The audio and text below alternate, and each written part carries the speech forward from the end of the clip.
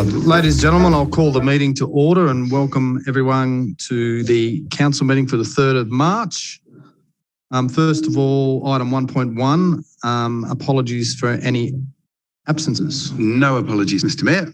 Thank you. Item 1.2, live stream and recording. This council meeting is being live streamed and recorded. By speaking at the council meeting, you agree to be live streamed and recorded.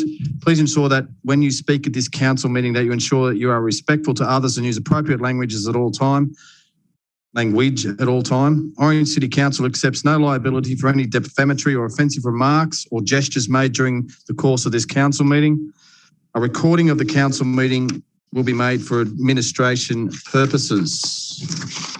And I'll just ask everyone when we're speaking, can we speak into the microphones so we get some clear audio? Opening prayer, item 1.3, we welcome Kahid Tafail from the New South Wales Regional Islamic Centre and ask him to lead us in the opening prayer. Thanks, Kahid.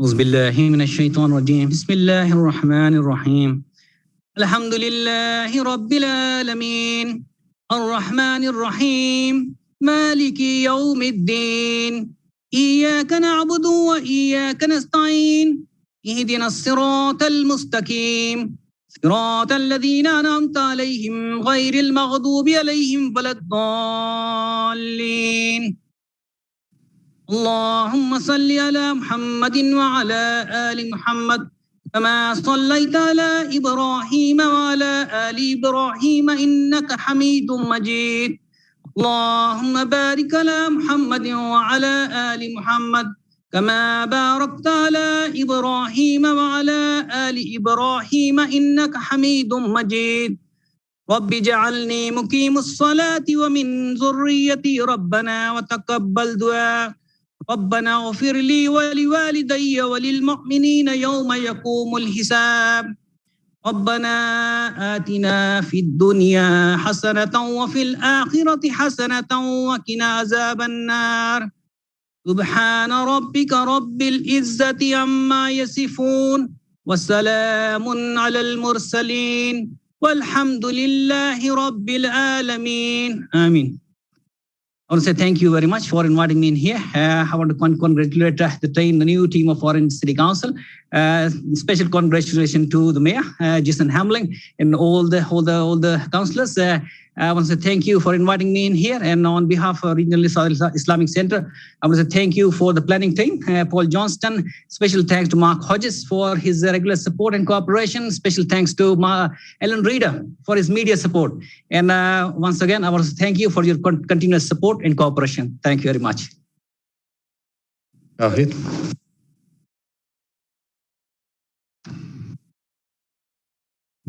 I'll move on to item 1.3, which is the acknowledgement of country. I would like to acknowledge the Wiradjuri people who are the traditional custodians of the land.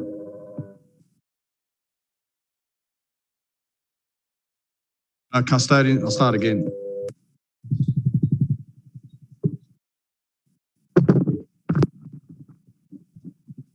I'll go to 1.3, acknowledgement of country. I would like to acknowledge the Wiradjuri people who are the traditional custodians of the land.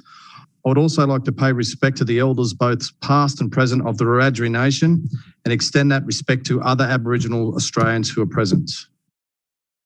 1.4, declaration of interest. Does any councillor wish to declare any conflicts of interest in any matter for consideration at the council meeting tonight? Yes, Mr. Mayor, I've got one there on the bus stops. I'll declare an interest in that, but ain't room for it. Thanks, Councillor Duffy. Any other councillors? Can I just get a clarification, Mr. Mayor? Is that in the works report, perhaps? Sorry? Which report's that in, Councillor? Is that Traffic Committee or? The Traffic Committee, yeah. Traffic Committee, thank you. I'm in there, one of our best committees. It'll be in the Infrastructure Committee. Any other conflicts? No. I'll move on to, we'll adjourn for the conduct of the open forum. Our first speaker tonight is Amber Gunn. Amber will now speak in relation to item 2.2 of the Planning and Development Committee agenda, Development Application DA 507-2021/314 Anson Street. Amber, you've got 5 minutes.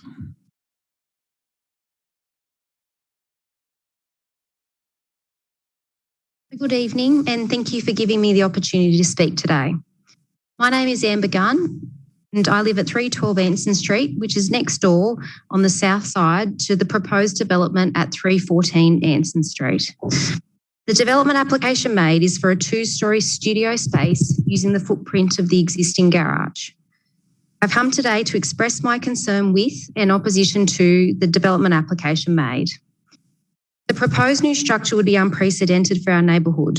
There are no double-storey, separate secondary dwellings that can be seen from the street, nor in such close proximity to the boundary and fence lines in our neighbourhood. The height of the proposed building is at nearly 6 metres tall. Being double-storey and in such close proximity to our shared fence line will result in an imposing building that will dwarf my small single-storey home and small backyard. I believe the application will breach the planning outcome for visual bulk in the Orange City Council Development Control Plan. This is also the finding of the Orange City Council Planning Department. As documented and visualised, so there's in your minutes, I think it's on page 24 in the Planning and Development Committee meeting section. You'll see that there's a figure there, figure 9. And in figure 9, it shows you the red line indicates the recommended height of the building and the recommended pitch of the roof. And so you'll see as a consequence that it's almost a quarter or nearly a third larger than recommendations made. So the visual bulk envelope is non-compliant and is excessive, and this is what's been documented in the report made, is excessive and will have visual bulk encroachment impacts for the southern dwelling and yard for 312 Anson Street, my home. It is documented that the proposal is in excess of 2 metres above the maximum height for a building on this site, given the minimum setback from the side boundary. The second-storey window on the west side of the proposed building will result in a substantial loss of visual privacy. The second-storey window will look directly into my backyard and back room of my home. I fear the loss of privacy this will create and believe it breaches the planning outcome around visual privacy. Proximity of this 2-storey residential building to the fence line will only be 45 centimetres.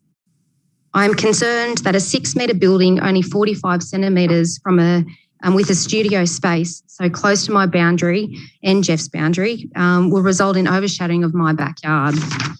I only have a small backyard and fear I will lose a lot of natural sunlight as a consequence.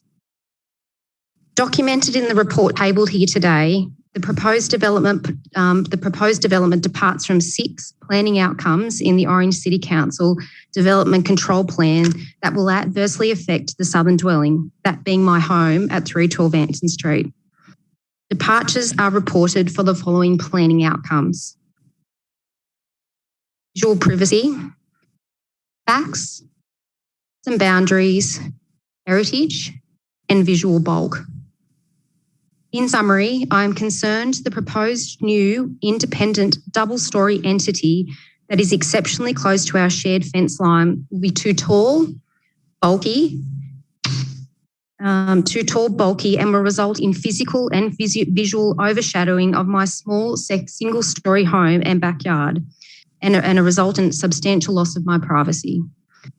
These concerns are shared by the Orange City Council Planning Department. I hope you consider my concerns, the expertise of the Heritage Advisor and town planners, and their recommendation to refuse consent for the application made when you make your decision. Thank you kindly for listening. Thank you, Amber. Our next speaker is Jeff Metcalf, and Jeff will be speaking in relation to the same item, 314 Anson Street. Jeff, would you like to come to the microphone, please? You've got 5 minutes. Thanks, Jeff. Mr Mayor, Deputy Mayor, Councillors. My name's Jeff Metcalf and I live at 314 Anson Street with my wife and 3 kids. Our reason for wanting to build this, rebuild our garage and put a studio on top is for me to give my kids more space as they grow into their teens. One can host Dungeons and Dragons parties and their music elsewhere other than in the main part of the house. I'm actually requesting this evening that we defer the decision on this application until at least the next meeting for a couple of reasons.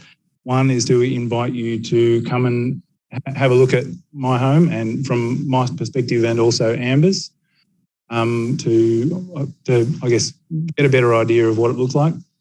What it looks like on the plans is out of context compared to what's actually there in terms of the two-storey buildings on either side, large trees, etc., and that it's downslope from the street. But it'll also allow me time to meet with the council's heritage consultant, the heritage architect. Until Friday, I wasn't aware of the heritage conservation area issues. When I first met with council in the pre-lodgement meeting, my house wasn't in the conservation area. It was only gazetted a couple of weeks before I submitted the DA. And the first I was aware of the heritage conservation area issue, and that being a reason for refusal, was Friday night. So deferring the decision will give me time to meet with a heritage architect and make some changes around both the impact on the heritage conservation area, but also on the visual bulk. I acknowledge that it's either building envelope, but I want to do all that I can, apart from make it a one-storey building, to reduce that visual bulk and address the heritage conservation. So I'd like to invite you to come and have a look at the proposed development anytime in the next couple of weeks. Defer your decision and allow me to make some changes based on the senior planner's report that you've. Thanks, Jeff. The council meeting will now resume. There are no mayoral minutes, but I've got just a couple of things. I just want to show council the Giants netball presented council with a signed bib from the netball the other night. So I just thought I'd show everyone. We'll put that up somewhere. Probably with the other one. I think they gave us last time. The other thing was I just wanted to say the local government conference was held. Some of us went down. It was very informative. A lot of issues that we're dealing with. Obviously, there's a lot of councils around New South Wales, not only regional councils, but city councils are dealing with the same issues. I think there wasn't much city-country divide like there usually is down there. I think there was only one issue where it sort of got a bit like that, but every other issue, your housing affordability, the IPART rate pegging rise, the the federal government grants, they all went through unanimously. There were some great speakers. The new local government minister spoke. We had a couple from the opposition speak as well. There were some great workshops and great networking done by everyone that went down. There will be a report that comes back to council. So I just wanted to mention that. Did anyone want to say anything that went down? I will. Councillor Whitten? Yeah, I thought it was great. Interesting number was that 50% of the people attending were new councillors and new mayors and, of course, a new president of the LGSA. And yeah, it was a good opportunity to see old faces again and to hear about what's happening in their communities, which are not much different to our own. Certainly, number of the councillors weren't there due to the fact that their areas were suffering devastating floods. So it was a good few days. They're not there forever, but this was a well run and well put together. And yeah. Mr. Mayor, I would like to thank Council, obviously, for the opportunity for us to attend. I think what we took out of it as new councillors was priceless. So I think just to get a good understanding of what's going on, and like like Jeff said, it's pretty well much across all councils. So to get a good understanding of the rate pegging and the funding grants and so forth were really important issues that we need to make sure we're following up on. So, yeah, it was very good. Thank you. I think the only issue that I'd like to complain about, Mr. Mayor, they still dwell on far too many issues that have nothing to do with local government. Federal issues, but anyway, what can you do? Councillor Powell. Yeah, thank you, Mr. Mayor. I found it as the first time to actually attend local government conference.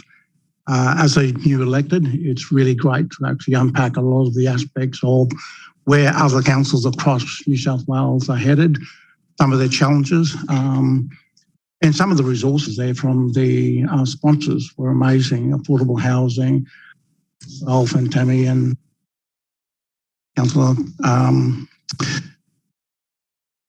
also picked up a lot of items that we'd like to unpack here and to see how we go staff and as councillors. One of the most exciting, and just moving on from what Councillor Whitten has actually said, that there was 50%. To my joy and to my celebration, the amount of Indigenous first elected. I counted 5 that I had the privilege of actually meeting with, and they all said first elected ever on council. I had to jump up and down and said, me too. So it was really a celebration when you look at these wonderful pictures behind you to finally see the diversity across New South Wales. It really is something like that. And when you listen to the ministers actually echo those very points that Mr. Whitten has already mentioned, it really is something that I think New South Wales government, local level, community level, have actually said we need an aspect of diversity and the voice of what that community is and what it is. And that's what the population is. And we do live in a fabric, a diverse fabric. And so it's really exciting for me to be on my first conference. And now thank you to the staff for organising everything else too. So I appreciate that, Mr. Mayor. Thanks, Councillor Powell. Councillor Duffy. Yeah, thank you, Mr. Mayor. I just want to acknowledge that our previous mayor got recognition for his 31 years service, and I think that was absolutely fantastic. Irrespective of whether we have differences on political difference or just don't like each other or like each other, doesn't matter. It's good to see someone getting acknowledged as where their peers are, and I think that's absolutely fantastic.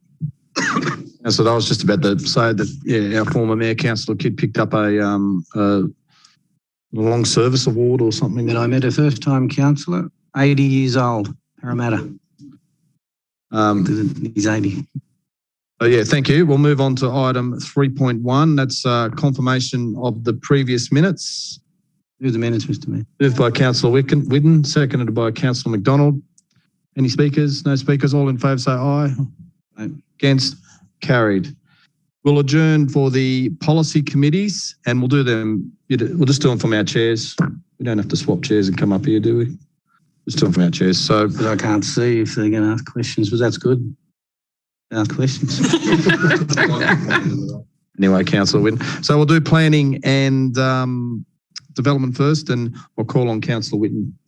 Thank you, Mr. Mayor. I'll open the Planning and Development Policy Committee at 19 minutes past 7. And I would like to move down to the page. Item 1.1, declarations of pecuniary interest, significant non-pecuniary interest, and less than significant interest. There's none. Move on to item 2, general reports. 2.1, items approved under delegated authority of council. Happy to move, sir. By Councillor Duffy. Do I have a seconder? Councillor question on, I've just got a question of that. Hang on. Councillor Duffy, you're on your feet. What would you like to ask me?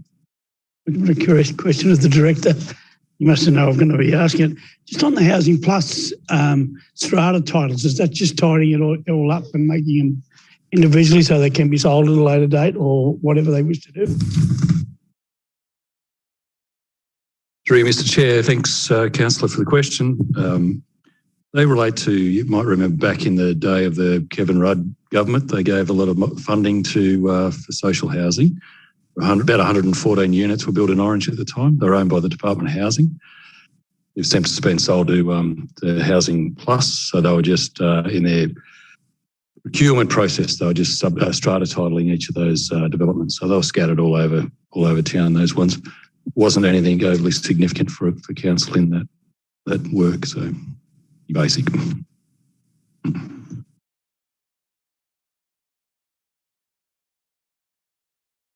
Thank you, Mr. Hodges. That answers your question, Councillor Duffy?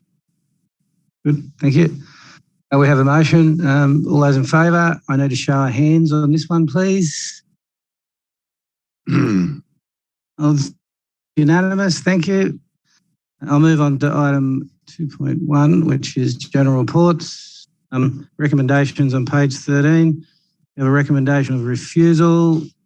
Councillor Duffy. Mr. Chairman, I'd like to move that we defer this matter and have a site visit. I acknowledge the fact of the two speakers, but it was one of the decisions that I'd written down a little bit earlier. I think we need to have a look at these things so I have a better understanding of them. Because Councillor Duffy, before you go any further, I'll just get a seconder. Do we have a seconder? Councillor Flood seconding. Carry on, Councillor Duffy. We need to have an understanding of what these things happen. We always look at 62 Byng Street. I think if you go along Sampson Street, you look to see a garage that's been approved there and you sort of have a question in your head. So I think we've really got to go and have a look at the actual site of what we're actually talking about and go from there. Thank you, Councillor Duffy. Any further speakers? I don't know whether I'm allowed to do this, but I'd just really like to, the two guys who spoke, neighbours and on opposite sides, but here you are sitting together and so I think that should be acknowledged. Hang on. Any further speakers? Any questions? None. We have a motion of a deferral. All those in favour of a deferral, please raise your hand. Against? Any against? No, unanimous. The motion has been carried for a deferral. I will close the planning committee at 2 minutes past 7. I will, this is a long way around, Mr. Mayor. I've got to go back to the agenda. Councillor Evans. I'll ask Councillor Evans to do the infrastructure meeting. Beautiful. Thank you, Councillor Whitten. I'd like to open the Infrastructure Policy Committee on the 3rd of March with the time being about 7:23. Any councillor wish to declare a pecuniary interest, significant non-pecuniary interest, or less than significant non-pecuniary interest in any matter listed in the papers? I will. Sorry, yeah, I just know. Yep. Item 2.1, the Orange High bus one, because it'd be a non-pecuniary interest, and I'll be staying in the room because I'm an employee of Orange High School. Thank you, Mr. Mayor. And I believe Councillor Duffy's also declared an interest in work for the bus company. What have we got? On page 5 is a recommendation. Can I get a mover, please? And a seconder. Moved by McDonald, seconded Councillor Green. Oh, Howard. Why did wonders? Excuse me, Mr. CEO, do we have to read out the recommendation? No, you just say, I have a motion, which is the recommendation. Yep. I have a motion. I will put the motion. All four, please raise your hand. Seconder, I missed that. Seconder was Councillor Greenhouse. Correct. Motion is unanimous. Noting the Mayor did not vote, he's abstaining. Correct. Councillor Duffy did not vote. Oh no, he voted. Yeah, the Mayor chose not to vote. Councillor Duffy voted. That's fine. That's fine. It's beautiful. It's your choice. Next recommendation, items 3.1, page.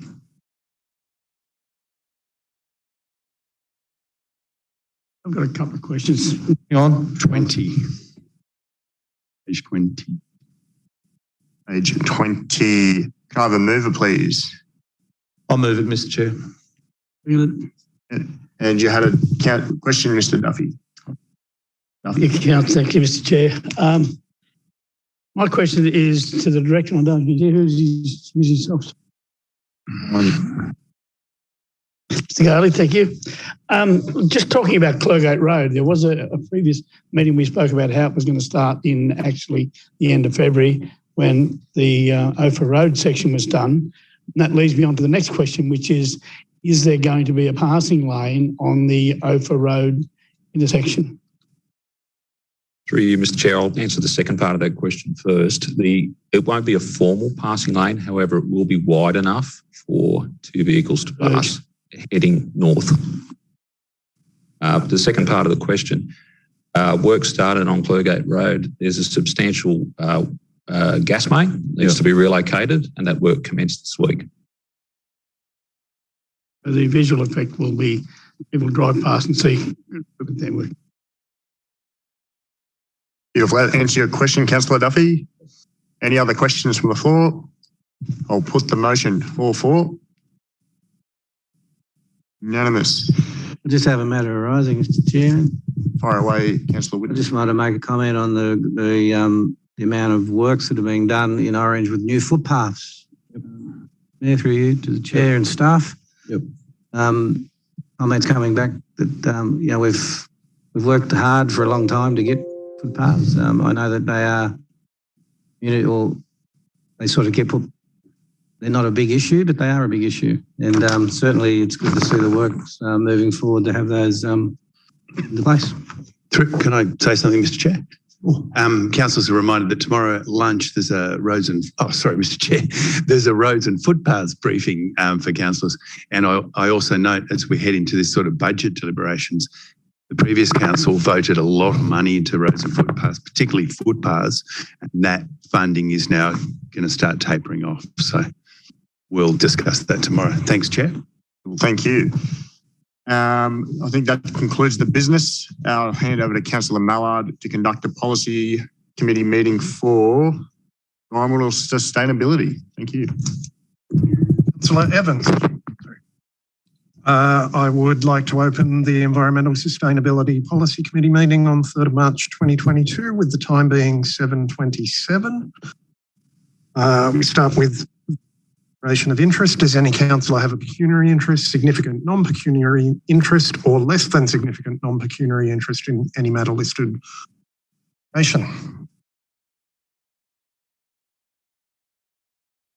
C2.1, IPART review of local government domestic waste management charges. There are recommendations on page 5. Move the recommendation, Mr. Chairman.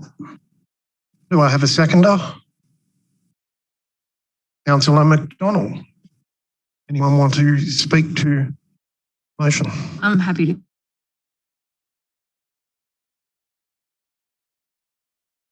Frustrating everyone at the moment.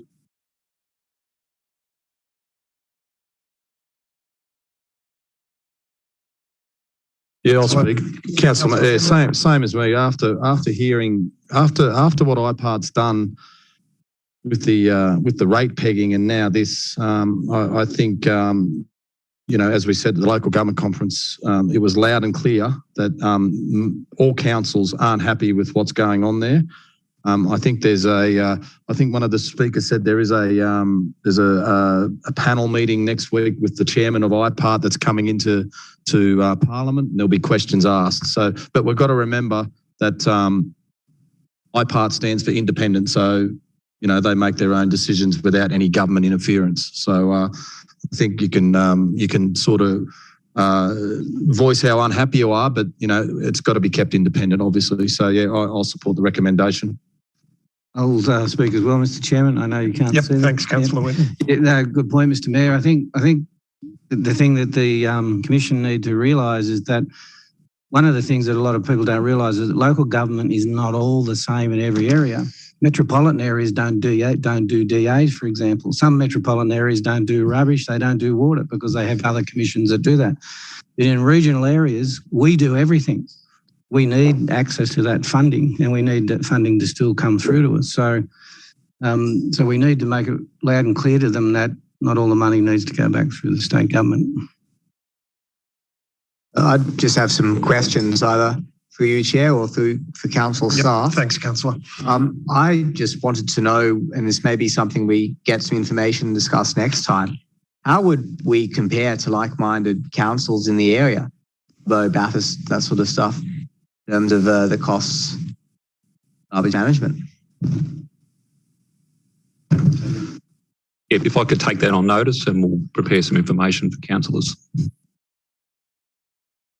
Thanks. I just had a question as well through CEO, which is if we adopt this recommendation now, the process from here, will a draft submission come back to the council to consider? And I'm noting that Local Government New South Wales noted that submission deadline's been extended to the 29th of April. So there's quite a bit of time to work on this. I was wondering whether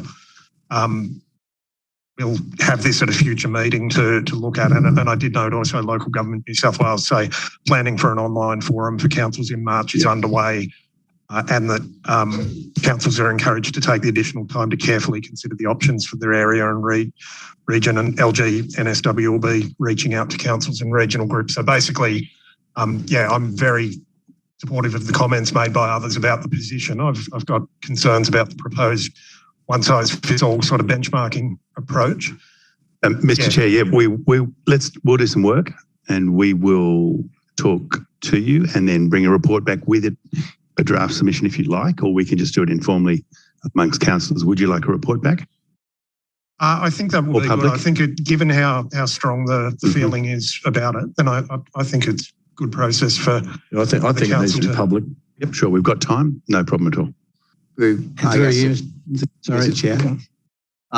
If we were doing a report, could I also ask if it is available to know if our costs would be over the amount that's allowed for the pegging, and if it was, as a discussion point, what services could be changed if we decided not to go over that point, so we can explore all the options. Copy that. Don't bring that. Use the red bin thing back. Through you, Mr. All right. Chair. Are there any other speakers? All right. There being no other speakers, I'll put the motion then. All in favour, please raise your hand. Any against? It's unanimous. I declare the motion carried. Thank you, councillors. That concludes the Environmental Sustainability Committee meeting with the time being 7:32 p.m. And I'll call on Councillor Duffy to conduct the Finance Policy Committee. Yeah, thank you, Councillor Mallard. I'll declare the Finance Policy Committee open at 7:32 and move on to page 3, which is 1.1, declarations of pecuniary interest, significant non-pecuniary, etc. There being none, we'll move on to item 2.1.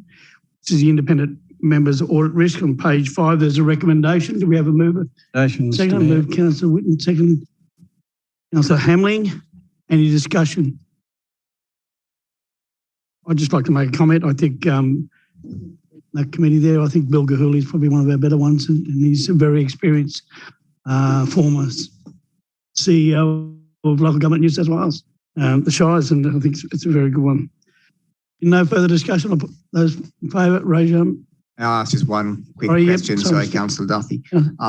Again, probably more for an educational thing more than anything else. Page 6, it talks about the 2 paid members of the committee being paid for about $1,000 a meeting. Is that like a full day meeting, or what's the sort of the preparation maybe after work that they do? Just want to understand a bit more about their role. Yeah, I think we'll come back. We'll come back. Yeah. Through you, Mr. Chair, I could estimate it would certainly be a full day's work by the time it's a half-day meeting plus travel. I'd estimate. This is a big report, careful report, probably 3/4 of a day reading as well. And the other comment, Mr. Chair, through you, if I may, because I sat on. This committee is placed upon us by the Auditor General. We don't have any choice in the matter. Any comment through you? Yeah, requirement. That's one way of looking at it. I also, Mr. Chair, look at it as a really helpful committee. It's a really good defence mechanism for us as well. So I don't begrudge them their time. They do a great job. Mr. Gahuli particularly has been fantastic. Real helper. Probably something that council should read very closely when they get the reports. Through you, Mr. Chair, I could also add to the time and preparation that's required by the independent members, and also their expertise they need to bring to that meeting. So I would say face-to-face is around about 6 hours, but the preparation to come to that meeting would be more than a day's paid work. Having no further discussion, councillors, I'll put that resolution. All those in favour, raise your arm. It is unanimous. We now move on to matters arising, and I have one, which we spoke about before, was about regards to IPART. I'll be asking the Director, Cook, if we can, when we come back with a recommendation, that we have a look at what impact it will have on us, not only on the waste, but also on our general rates and those topics there, because I do think we need to let the Premier, the Deputy Premier and our local member know we're not happy, as which I thought there should have been a bit more given to it at our conference, but that didn't happen, I suppose. But but I think there's nothing stopping us doing that and moving it on with you, Mr. Chairman, at the JO. That being the case, I'll close the Finance Policy Committee at 7:36 and call on you, Mr. Mayor, to continue the council meeting. Thanks, Councillor Duffy. There'll be no other policy committee matters. The council meeting will resume. We'll go to item 4, which is 4.1, notice of motion by Councillor Peterson about Dylan Orcott. Obviously wants to move it. Is there a seconder? I'll second that, Mr. Mayor. Seconded by Councillor Greenhouse. Councillor Peterson. Thank you, Mr. Mayor. My motion, as it says there, is to extend an invitation to Dylan Orcott, OAM, who's the current Australian of the Year, a well-known disability advocate, sporting athlete and media personality. I thought it would be nice to welcome him to our wonderful city and to have some sort of an event, particularly aimed at senior high school students. I find his experience and contribution inspiring. I'm hopeful that the cost of it is relatively minimal and may be able to be covered by whatever facilities are available for an Australian of the Year. In terms of exactly what event we would invite him to, very happy to liaise with other staff to find an appropriate event in mind. Thanks, Councillor Peterson. I just want to make a quick comment and I'll speak for it. We had a meeting with James Sheehan students there trying to do a youth action day, I suppose you could call it, summit. They've invited all the other high schools around and they were talking about getting a guest speaker in a politician of something. And I remembered that you did ask, this was coming up tonight, so I suggested Dylan Orcott. So maybe there could be some liaisoning there and he could be their guest speaker as well. Councillor Duffy. Thank you, Mr. Mayor. I just want to commend Councillor Peterson for bringing this forward. I think he's a great choice. I saw him perform with his being open with his great congratulations to Vash Party. He holds himself well, same way as Kurt Fernley, probably nearly our local person. But I think it's just a wonderful choice. He's a wonderful choice for Australian of the Year. And I look forward to being able to go and be a part and actually meeting with like everyone else would. Thanks, Councillor Duffy. Any other speakers? Mr. Mayor, I'd also like to second that. I have witnessed at a work function Dylan speaking. He's very resilient, so he would also fit in with the Resilience Project work that we have been supporting with the 13 high schools. Once again, I think it would be a great achievement for our city to have someone like Dylan come and speak to the high school children. Thank you, Mr. Mayor. Thanks, Councillor Greenhouse. Any other speakers? No speakers. I'll put the motion. All in favour, raise your hand. Against, and it's unanimous. Yep.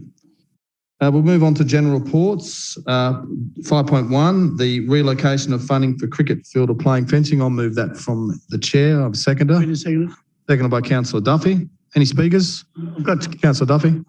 I've just got a couple of questions and I just want to know if we can get some clarification from the staff as regards to have the Spring Hill organisation received a grant to go towards their picket fence around the Oval? Oh, Mr. Maunders coming around. Keep talking where you're coming. And I think if that's the case, it's absolutely fantastic because I do know when the money came from the federal government quite a number of years ago, the Mullion Creek organisation built a complete toilet block and amenities for $55,000, and the exact replica of what the council built at Cumnock, and it cost $125,000. So, as I said, I always said your volunteers are very special and they can save you money. They have the qualifications and all those type of things. But I just want to know if they've got funding to do something, because we've got a budget session coming up soon. Through you, Mr. Chair, yes, that's my understanding. Local member announced that just before Christmas, that they'd been successful in their funding application. Fence out at Spring Hill Recreation Ground. That's what made the money available for Rowena. I'll do that. I just got a couple of questions. Councillor Maletta. Thank you. Interesting one, this one, because it's not too often you see a community group hand back $100,000. So whilst I won't get into the operational issues, it's not my role to do that. Obviously, some of the people who have approached me were disappointed with some of the things which occurred, which have been addressed in this report. The first questions I have is, obviously there's been a misunderstanding or an apparent misunderstanding of what the money was intended for, whether it was for the fence or whether it's for groundworks, whatever. All that being said, been a decision made that the money was handed back by the good folk out there at Spring Hill. Now we're at a situation where it's been asked to be reallocated somewhere else. With regards to the reallocation to Rowena Oval, I asked whether the quotes that came in were for $100,000 for Rowena Oval to replace the big fence there. The contractor was engaged following the procurement process for the fence out at Spring Hill. Yeah. Following that engagement, we were advised of the outcome from the Rec Committee, that they didn't wish to proceed with that. We'd already committed to the contractor and the orders had been placed for that product. The contractor was asked to have a look at Rowena Oval to see if there would be any additional costs in installing it at Rowena Oval instead of out at Spring Hill. The contractor confirmed that there wouldn't be any additional cost for that work, and that the fencing, a bit over 4,000 palings that are ordered for a fence to go around a cricket ground, and that they would be sufficient for the works at Rowena Oval. Probably doesn't quite answer the question that I asked. The question I asked was... He confirmed his quote for the same amount of money. $100,000? Yes. My question. Thanks, Councillor Maletta. Councillor Kinghorn. I'm just really curious as to how the Spring Hill Recreation Ground Trust and Orange City Council can have been on such different wavelengths in this. It's just not the same page at all, and I don't understand how that can happen, because you're supposed to be engaging with them. They obviously had a totally different idea as to what they wanted, as to what we were prepared to offer, and I just don't understand how it could have been resolved this way, because obviously they're not happy. You thought they were being recalcitrant. They probably thought some very unkind things about you. I'm just curious about it. It just seems very strange to me. Mr. Chair, I think if I may, I might circulate some work and reporting we did on this to councillors rather than answer it in open forum. It was quite a complicated process. Would that satisfy you? We could debate. I've got a memo that went further than just this year. I've got some real detail that I'd like to share with you. I would be curious about it. And my other question is, is the successful tenderer a local contractor? Yes, they are. Yes, thank you. Just a matter arising. Okay. Yeah. I've had some other phone calls regarding the interment wall out there at Spring Hill, which I believe is completed. Some of the residents out there have some urns in their houses which they'd like to place in the wall. Are we able to indicate when they may be able to do that? We are. We're just working through the mechanics of, because it's the interment of ashes is still subject to, and I forget the act. Mark might be able to help me, my fellow director, about what the name of that act is. But we still have to go through some mechanics. So we're working through those, but I can't imagine it'll be far away. Thank you. I want to speak for it, Mr. Chairman. I asked a question, so I just want to speak for it.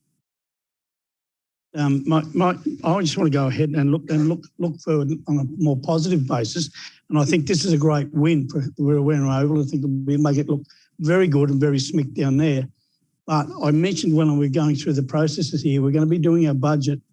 I think we should do everything in our power to assist the people of Spring Hill and those areas to achieve the same goal. Up to us to make sure that can happen.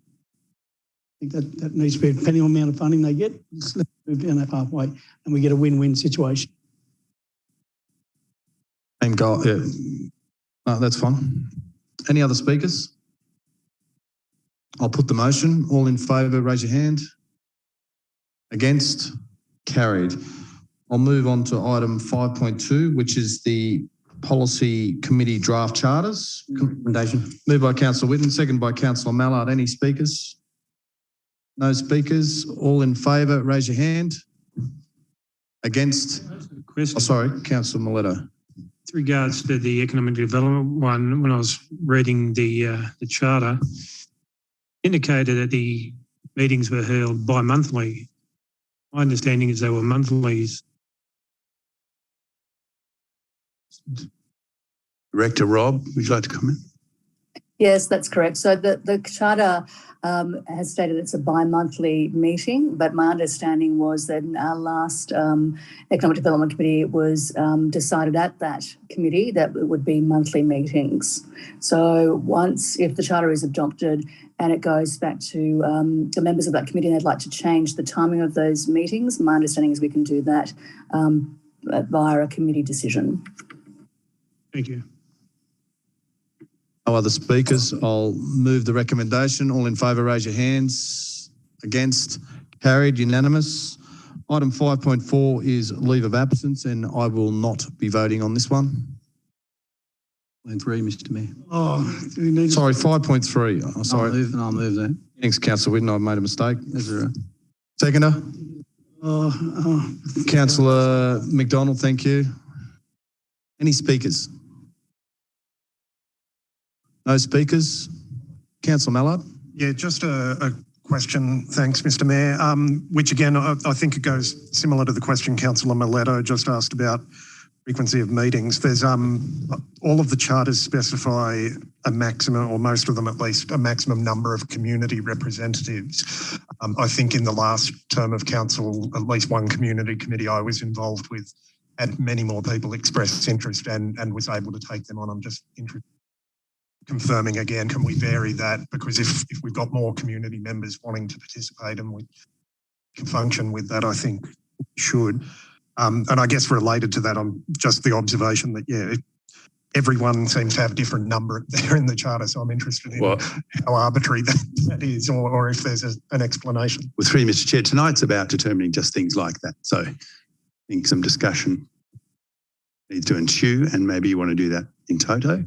Make some decisions about maximum numbers.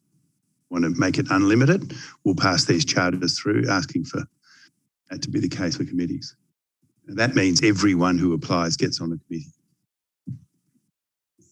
Councillor, are you finished, Councillor Mallard? Yeah. Councillor McDonald. To sort of comment as someone who has been on the member on the environmental sustainability. I've seen the committee go through growth and over time. Councillor Mallard mentioned last council period that ESCI had of 20. 25, yeah. Which is fantastic. I'm all for the community being more involved. I think one of the issues that arose in the ESCI committee was to be a fair portion of those dropped by the wayside. And there wasn't really a real commitment as to whether they were resolved at the community plays them. So I'm sort of, while I'd like to encourage the community to be as many people involved in these committees as possible, I think we just workable size as.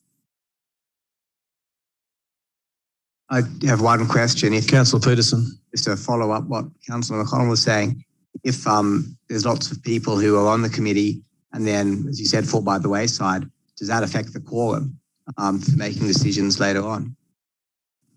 And you've hit the nail on the head. It could well, depending on where we end up. So I think tonight we need guidance from you on maximum numbers. Then the committee can probably do the detail after that. You're going to have Esky with 15 maximum. The committee can decide on. But does the detail. Does each council committee have separate maximums, or we just lay one maximum for the whole lot? No, they've got different. If you look at them, they've got different. Yeah. Okay, so Esky's got 15, for example. Economic development's got up to 6. Yeah. We need to go through them all and we need to decide one by one whether you want to max out of them. So it's going to be a little bit tedious, but we need to do it. That's our job tonight. Take too long. So, Mr. Chair, if I may, we'll start with Ageing and Access Community Committee. 3 councillors, up to 10 community reps. We want to run this process. Would I suggest by exception, if anyone has an exception to the number 10, we could run it like that. I should say, as the chair, I can note that there's quote, representatives of relevant government or community agencies determined by the committee. Makes me think there's some flexibility to make it relevant. Yep. We need that expertise or contribution. Can I just ask a question? Do we know how many communities had on their last term? Wanda, Ageing and Access? What? Yeah, we didn't get the full 10.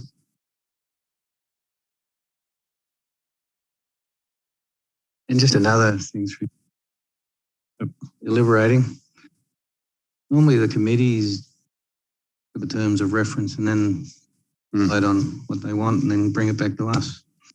Yeah, but the question's been asked tonight by council. So process will follow with tonight. If we follow this tonight, you're setting a maximum, then staff will bring back the composition of the committees and the revised charters some stage once the committees are met. Council's already accepting applications from the... Correct.